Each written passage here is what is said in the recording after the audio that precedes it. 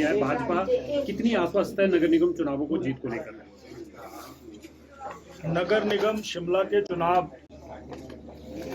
प्रस्तावित हैं और उसके लिए नामांकन की प्रक्रिया जनता के प्रति, जनता की सेवा जिनके स्वभाव में है, ऐसे श्री राजन जी को यहाँ से अपना उम्मीदवार बनाया है। और राजन जी बहुत ईमानदार, कर्मठ, मृदुभाषी, आम जनता की आवाज है और आम जनता की आवाज पार्टी ने पहचानने के बाद यहाँ से प्रत्याशी बनाया है। और आज जाखूबाट का कार्यालय भारतीय जनता पार्टी का वार्ड नंबर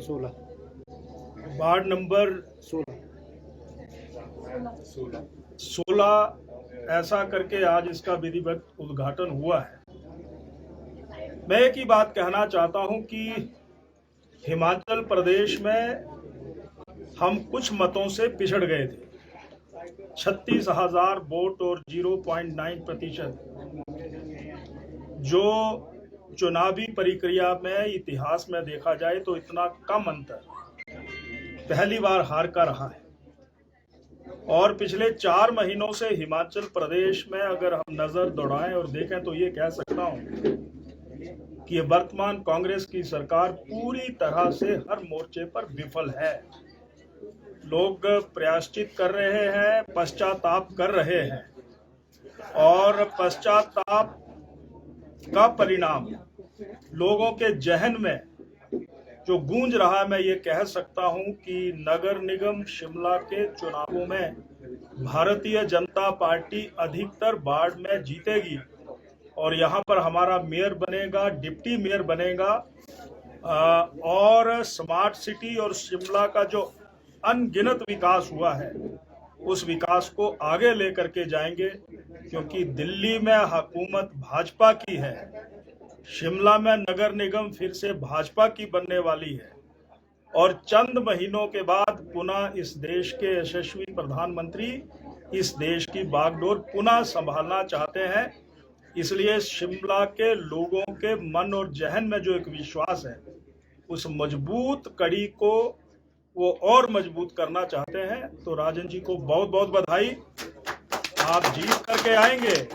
और आज मैं देख रहा हूं कि आज यहाँ पर कार्यालय के उद्घाटन पर जो जोश मुझे दिखने को मिल रहा है, निसंदेह ये पूरे शिमला में है और जाखूबाट में है।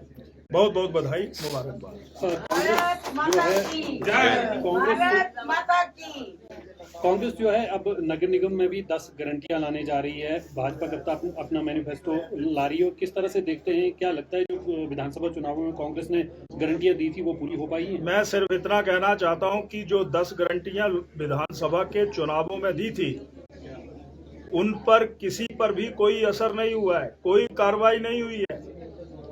तो मैं यही कहना चाहता हूं, चाहे महिलाओं को 1500 मानदेय देने की बात या पेंशन देने की बात 18 साल से ऊपर की महिलाओं को देने की बात कही थी, 2,31,000 औरतों को वो पेंशन दी गई और उनको दी गई जिनको पहले से पेंशन लगी हुई है।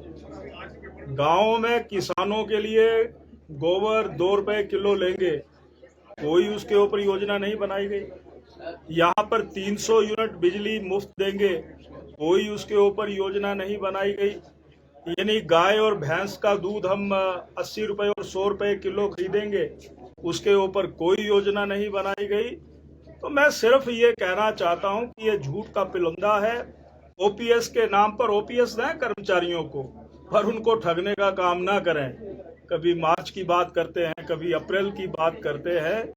इसलिए मैं ये कहना चाहता हूं कि ये वर्तमान कांग्रेस की सरकार पूरी तरह से श्री सुखविंदर सिंह सुक्खू जी की अगुवाई में जो काम कर रही है पूरी तरह से फेल है। और शिमला तो पढ़े लिखों का शहर है, यहाँ पर मैं ये कह सकता हूं कि ये हमारी प्रदेश की राजधानी है। यानी जिन 10 गारंटियों को लेकर के पूरी तरह से ये सरकार कांग्रेस की फेल हो गई है, अगर ये गारंटियां उसी तरह से यहाँ पर लाती है, मुझे ये कहना चाहता हूँ वो एक बहुत बड़ा विश्वासघात हो जाएगा। विश्वासघात नहीं, हिमाचल प्रदेश के लोगों के साथ और शिमला विधानसभा या यहाँ नगर निगम के लोगों के साथ एक बहुत बड़ा धोखा होगा।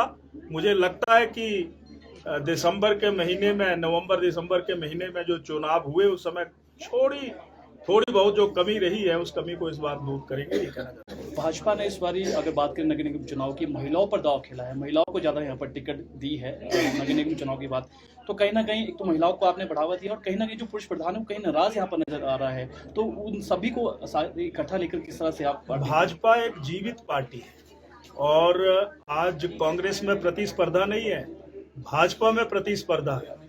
आपको एक गांव में दर्जनों कार्यकर्ता मिल जाएंगे और दर्जनों कार्यकर्ता जिताऊ मिल जाएंगे, परंतु जब पार्टी फैसला करती है तो जो अन्य दौड़ में होते हैं, जिसको पार्टी उम्मीदवार बनाती है उसके साथ चल पड़ते हैं। जहां तक महिलाओं की बात है, महिला सशक्तिकरण में भारतीय जनता पार्टी ने श्री नरेंद्र मोदी जी की अगुवाई में पूरे देश में जो एक अभियान चलाया है, मुझे ये लगता है कि यहाँ पर भी मुझे याद आ रहे हैं श्री शांता कुमार जी, उन्होंने 33% महिलाओं को आरक्षण दिया था, और मुझे याद आ रहे हैं श्री प्रेम कुमार धूमल जी, उन्होंने उसको 50% किया। तो भारतीय जनता पार्टी तो मान सम्मान देने वाली पार्टियों में है और 50 साल से अधिक की महिलाओं को पेंशन का प्रावधान श्री जयराम ठाकुर जी ने किया। तो ये कुल मिलाकर के इस प्रकार की जो जनहित की योजनाएं पूरे प्रदेश में भारतीय जनता पार्टी ने शुरू की थी, वो लोगों के जहन में है। हो सकता है कि इन झूठी गारंटियां जिसका पर्दाफाश हो रहा है, उन सारी बातों को अब जनता ने समझ लिया है। हमसे जुड़े रहने के लिए हमारे YouTube चैनल को सब्सक्राइब करें और नई वीडियो की नोटिफिकेशन के लिए बेल आइकॉन को दबाएं। अगर आप ये वीडियो Facebook पर देख रहे हैं तो लाइक जरूर करें और ज्यादा से ज्यादा शेयर करें। इसी तरह के और भी अपडेट्स के लिए फॉलो करें हमारा Instagram पेज himachal.kesri।